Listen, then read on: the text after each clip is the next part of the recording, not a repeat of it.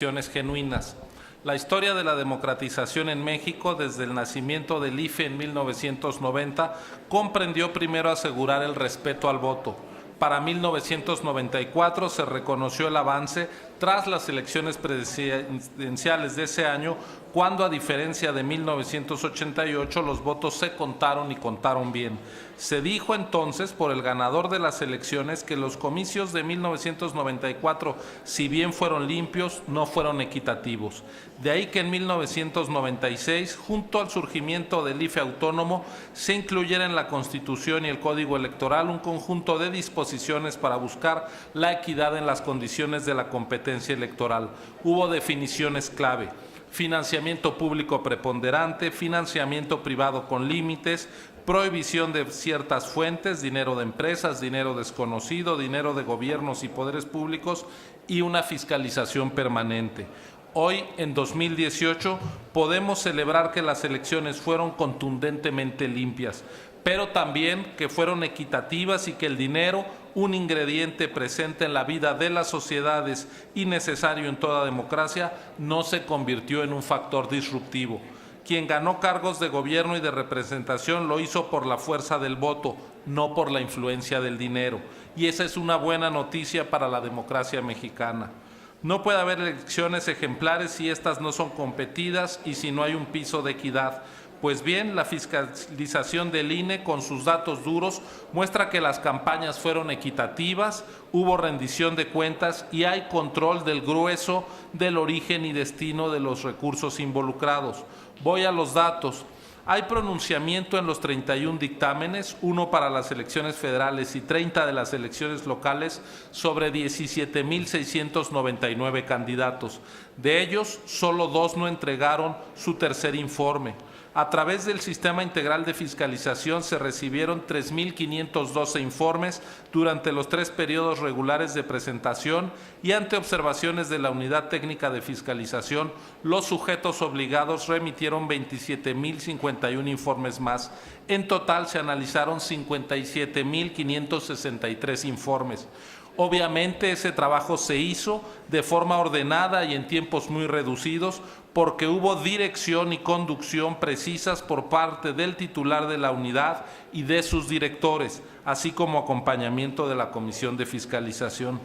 Para tener una idea aproximada del universo de trabajo, baste decir que se cargaron al Sistema Integral de Fiscalización más de 500,000 de pólizas, 593,513 para ser exactos. En ellas hubo constancia de ingresos por 5,334,7 millones de pesos y gastos por 5,192,6 millones. En total, el personal de auditoría revisó 10,527 millones de pesos entre origen y destino de recursos involucrados en las campañas. La fiscalización permite conocer que de todos los ingresos de los candidatos a algún puesto de elección popular, el 88% provino del financiamiento público. 9 de cada 10 pesos gastados en las campañas son gracias al modelo que privilegia la equidad. Si hubo condiciones de la competencia adecuadas y partidos y candidatos sin mayores recursos privados pudieron competir en posibilidades de hacerse con la victoria, es porque México no tiene un modelo de contienda basado en las grandes aportaciones de los grupos de poder económico. Esa es una buena noticia y algo que preservar. Aunque el financiamiento público reciba descalificaciones, sustituirlo mayoritaria o solamente por el privado, o peor aún por el financiamiento de origen desconocido y opaco, puede ser peligroso. ¿Cómo sabemos que lo declarado por los partidos se acerca a la realidad? Pues porque lo revisamos con todos los recursos a nuestro alcance.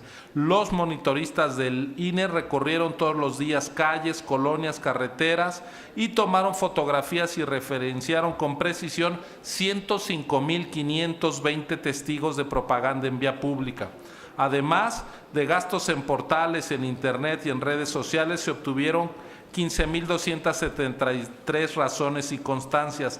También se registraron 6,999 testigos en medios impresos. Nuestros compañeros y compañeras levantaron 11,188 actas de visitas de verificación en actos y casas de campaña. Gracias a la labor de recabar información propia, se detectaron 184.1 millones de pesos de gasto que no fueron reportados por los actores. Siendo así, el gasto no reportado representa el 3.54 del gasto del que sí se rindió cuentas. Es una mejoría considerable frente a otros procesos, como los de 2017, donde los gastos no reportados alcanzaron el 29% del total.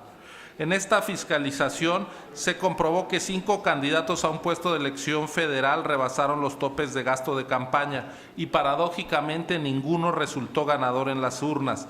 De nuevo, una elección que vale la pena aquilatar. Gastar más no se traduce en más votos. Y el mensaje es entendido. Presenciamos las campañas de menor contaminación visual en las ciudades y poblaciones del país. Ojalá esa sea la ruta a seguir. Saturar de publicidad no es comunicar mejor. Para persuadir hay que convencer, no que derrochar.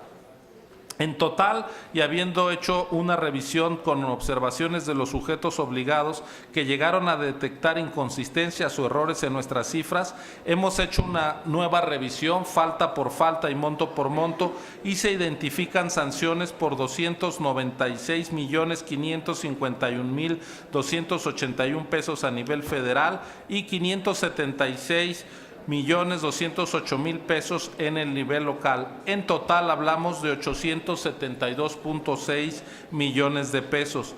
Es decir, las sanciones representan el 8% del dinero involucrado en las campañas.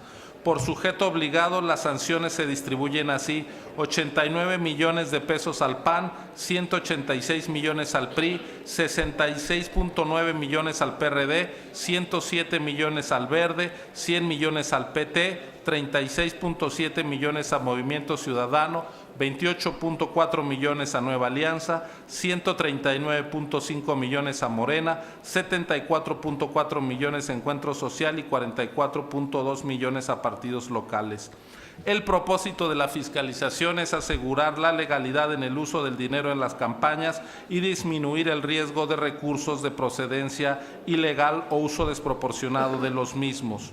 Hoy, más allá de las faltas, omisiones e inconsistencias que dan lugar a las sanciones, hay que decir que México vivió en 2018 un proceso electoral que no puede sino calificarse democrático.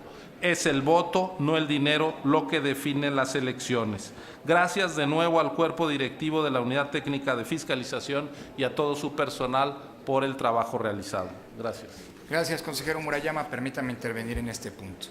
Con los informes